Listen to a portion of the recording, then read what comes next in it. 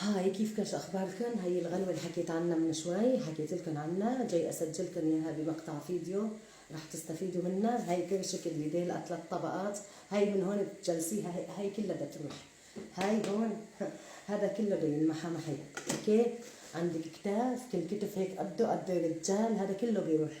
بس تابعيني خطوه خطوه، رح تنحفي ان شاء الله ورح تكوني توب. اوكي، شايفين هي هي للتنحيف، هاي بتاخديها للتنحيف كتير كويسة. هلا انا عم بغلي مي، تمام؟ المي غليت ليك، ها؟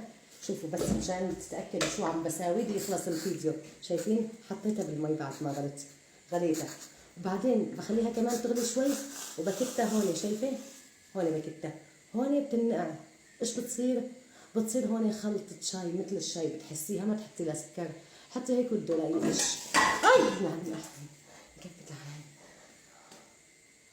ان شاء الله سلمى حبيبتي، بتحطي هيك وبتشربيها. اوكي، هاي كله مشان كلها تاخذوني، كبت عليك مي السخنه. بتدولقي بتشربيها يا قلبي، بتشربي هي الصبح وبتشربي المساء، تمام؟ امانه لا تنسوا اللايك للفيديو، الله يعزكم.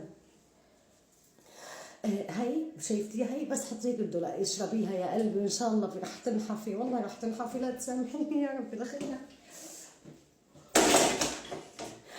طلعي فيها شعراي بدي اشيلك اياها.